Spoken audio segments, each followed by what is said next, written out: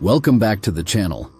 Today, we're telling the story of a man who became Southeast Asia's answer to Hercules, but with way more fish, curses, and colonial mishaps.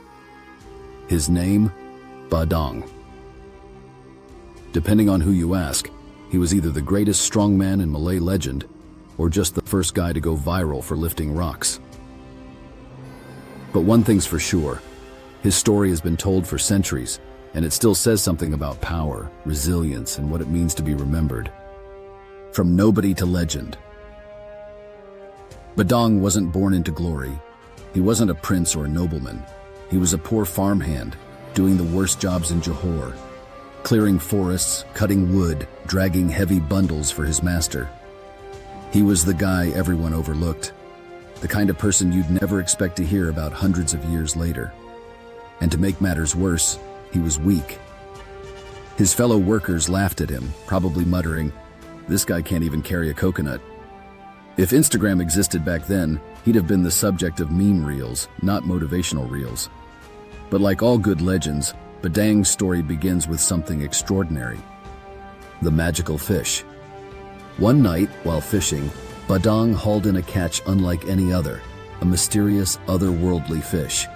Some versions call it a spirit fish, others a genie trapped in fish form. Either way, this was no ordinary seafood. The fish spoke, and like every good magical creature in folklore, it tried to cut a deal. If Badang let it go, it would grant him a reward. Riches, fame, royal titles. Badang could have asked for anything. But what did he want? Strength. Not wealth, not gold, not women, not palaces. Just the power to stop being the weakling everyone mocked. In some tellings, the fish told him to eat its entrails to seal the bargain, which is probably not the recipe you want to try at home. But Badang did it, and overnight, he was transformed. The rise of a hero. The next morning, Badang wasn't the same man. He could lift things no one else dared to touch. He pulled trees out of the ground like they were weeds. He hauled timber that normally took 10 men to move. The villagers couldn't believe it. The same guy they'd laughed at was suddenly the star of the kampung. People started to gather just to watch him work. Word spread fast. Sultans heard about him. Challengers came to test him. And before long, Badang wasn't just a farmhand. He was a legend in the making. Badang goes viral in today's terms. Badang went viral. He was the original influencer, except instead of brand deals for protein shakes, his content was lifting giant objects in front of cheering crowds. He became the Sultan's champion, using his strength to defend the kingdom. Raiders, rivals, and challengers all came forward, hoping to beat him. None succeeded. Badang wasn't just strong, he was unstoppable. And soon, his reputation crossed the seas. The foreign challengers. This is where the story takes on an almost cinematic flair. Word of Badang's feats reached foreign lands. From India, a powerful warrior arrived, someone who had never lost a strength contest. His mission was simple: prove that Badang was just hype. The challenge? Lift and throw a colossal stone. This wasn't a cute little pebble. This was a boulder big enough to block a river. The foreign champion tried first. He heaved, he strained, he probably skipped leg day, but he couldn't budge it far. Then it was Badang's turn. He walked up calmly, bent down, and with one effortless motion, hurled the stone across the ground like it was a toy. The crowd erupted. Badang had not only defended his honor, but proven himself the strongest man in the region. The Batu Badang. That stone didn't just vanish into myth. For centuries, it was known as the Batu Badang, the strongman stone.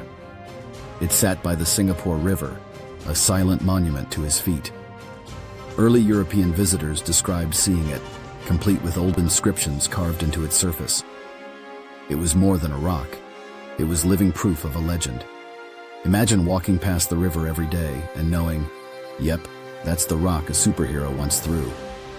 But history can be cruel.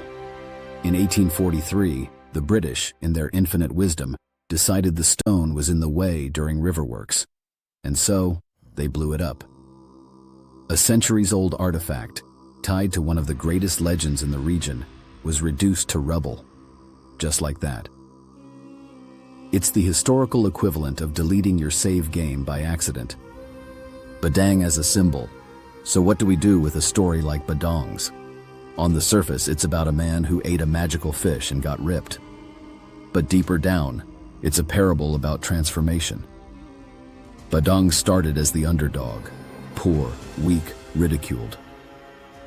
But with perseverance, courage, and a bit of supernatural luck, he became a champion of his people. His legend reflects a cultural truth. Strength isn't just about muscle. It's about rising above your station, defying expectations, and leaving a mark on the world. Badang in modern times. Today, Badang isn't forgotten. In Singapore, he's sometimes called the nation's first superhero. He appears in children's books, heritage trails, and even pop culture references. In Malaysia, especially in Johor, he's remembered as a folk hero of resilience and courage. And if you think about it, his story feels oddly modern. The idea of going from zero to hero, of reinventing yourself against all odds, is basically the plot of every superhero origin story. Except in this one, instead of radioactive spiders or gamma rays, the key ingredient was fish guts. Why legends like Badang matter. Badang's story shows us how folklore works. It entertains, sure, but it also teaches. It keeps alive the values of a culture: humility, resilience, courage, loyalty. Legends survive because they speak to something universal. And here's the kicker. While the Batu Badang may have been destroyed, the story wasn't. You can blow up a stone, but you can't erase memory. The fact we're still talking about Badang centuries later proves that some legends really do outlive the physical world. So the next time someone asks you about superheroes, tell them Southeast Asia had one long before Marvel or DC. His name was Badang, the Kampong boy who became a legend. And who knows? Maybe somewhere in the rivers of Johor, a magical fish is still waiting for the next ordinary soul to take a bite and rewrite history. Thanks for watching. If you enjoyed this dive into myth and legend, don't forget to like, subscribe, and drop a comment. Which Malaysian tale should we tackle next? Stay tuned, because folklore never dies.